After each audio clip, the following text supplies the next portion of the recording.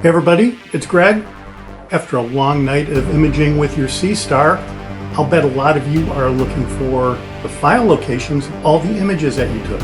It can either be on your cell phone, it can be on the Seestar itself.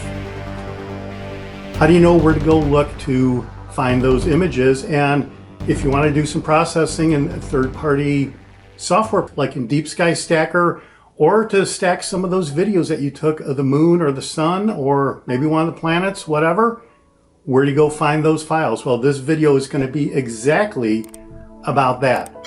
So the first thing that you want to do after that hard night of imaging is connect your mobile device and your Seestar to your laptop or computer. If you're not really interested in the images that are on the phone, you might not even know what those images are, which we'll get to in a little bit.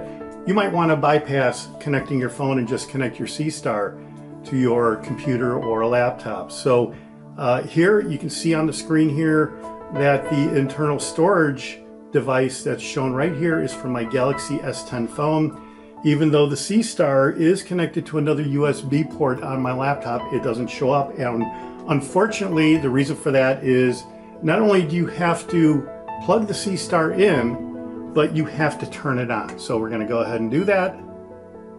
So what I have found is most of the images that you'll see in my videos from the Seestar are screenshots. Powering on, ready to connect. Okay, there you go. Were screenshots that were saved on my cell phone, not from the Seestar itself.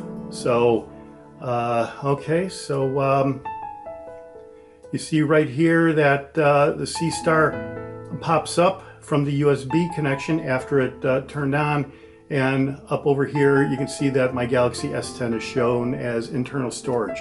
So the first thing we will do is look at what is on the phone as far as I know. So if you know of other locations for these Seestar images, go ahead and leave a comment down below. But for the Galaxy S10, you go to the DCIM folder and you double click on that, and you see that there's a folder here called COM-ZWO Seestar.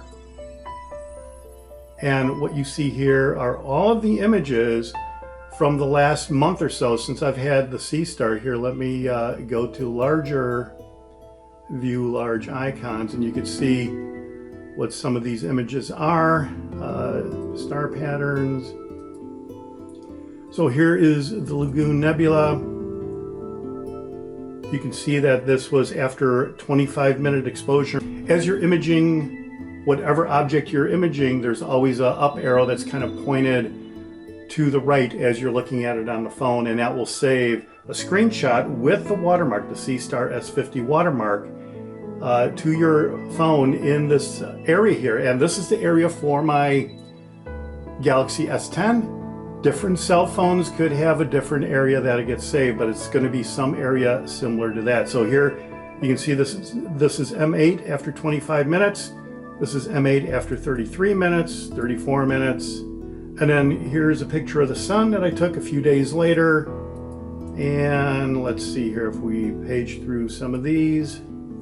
And here's a zoom in. So as you're zooming in, you could hit the save arrow and it will save this cool screenshot here. And then for the deep sky images, really all that I do to do the processing is I will get those images, like the M8 image that we were looking at previously. Let me go back to it. Yeah, this M8 image, I will get this image off of my phone, load it into Photoshop, and then I will do a topaz denoise. You can use some other denoise, and it really cleans up the speckling that you see on these images. And I might use Photoshop to stretch the image a little bit, and that's really about it. You don't really need to find the fit files, which are located here on the Seestar itself.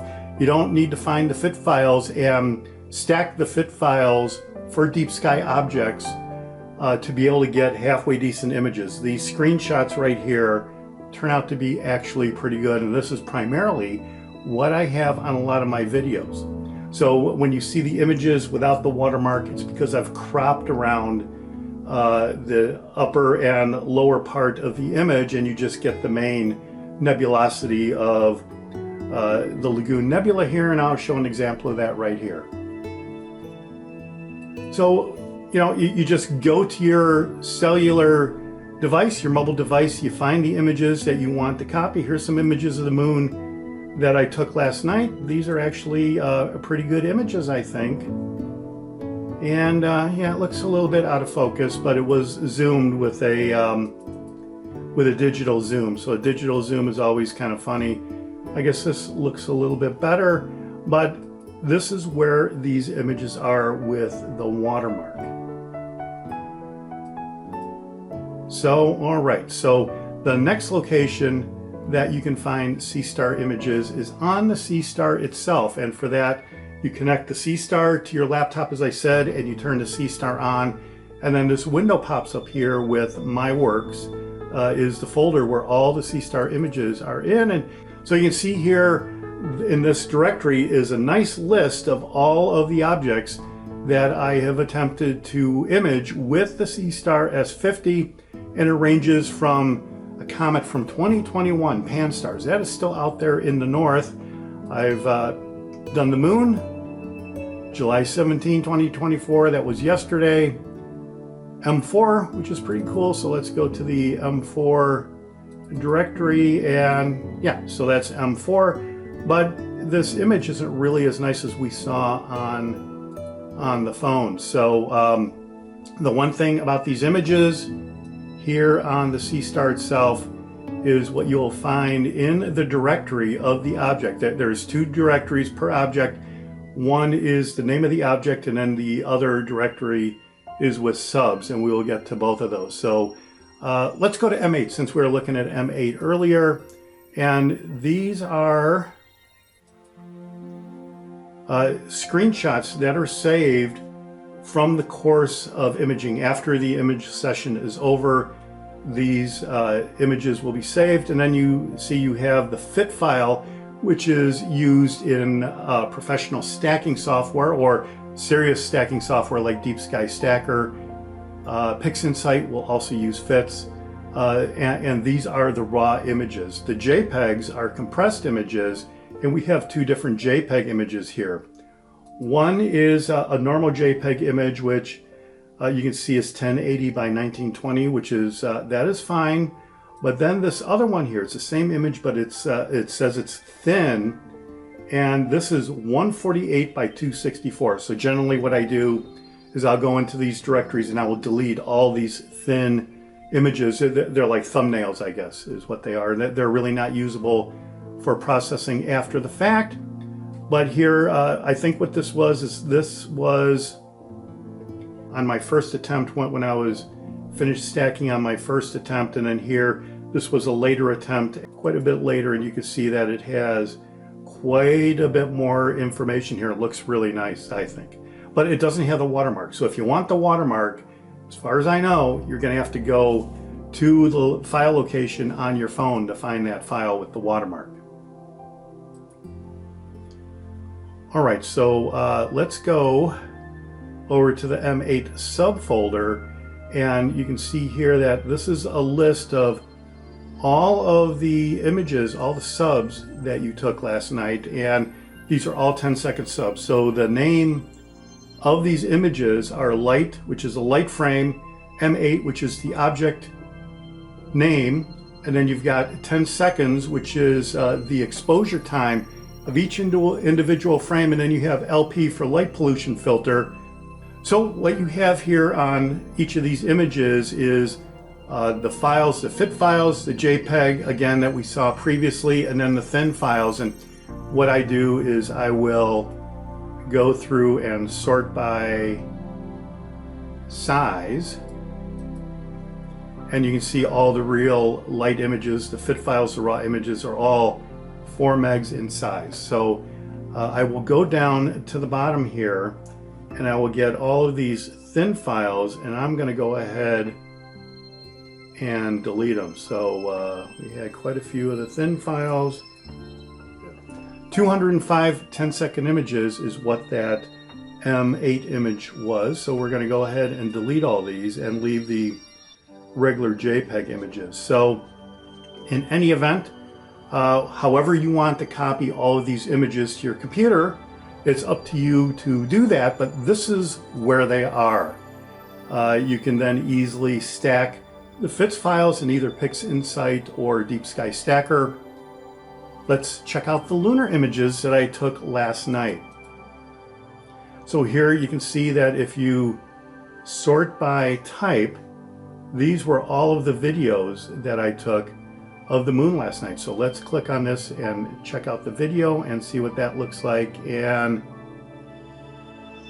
yeah, let's expand this a little bit. And this was the video that I took of the moon last night. This is what is created when you select a raw video when you're imaging the moon or the sun, and you load this into AutoStacker and then into Registack, so you should be able to get a pretty good image. I'm sure I will have a video about that down the line.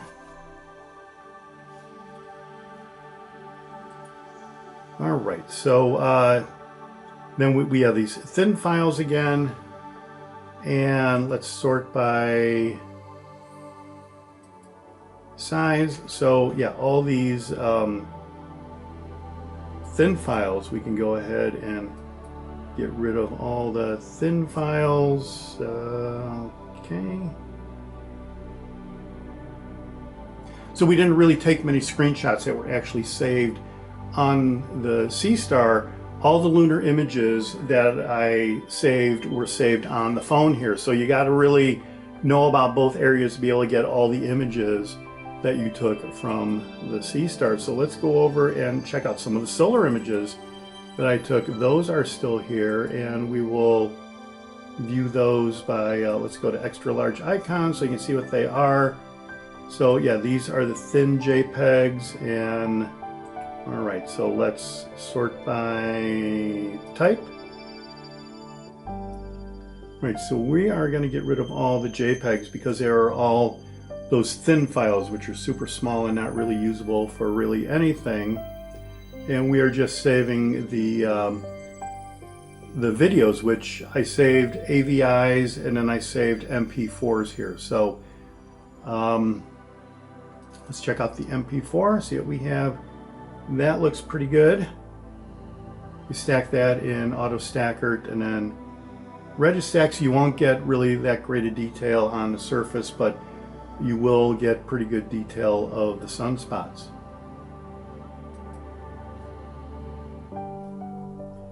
And then pan stars over here, I didn't really get a really outstanding image of pan stars, but here is where everything is. All right, well, there you go. That is my rundown on all the different file locations that I know about that the Seestar saves its images or videos, whether it's on your cell phone or the Seestar itself. If you know of different file locations or you have any other questions, let me know down below. But clear skies, everybody, and I'll leave you with some pictures that I took last night with the Seestar of the moon.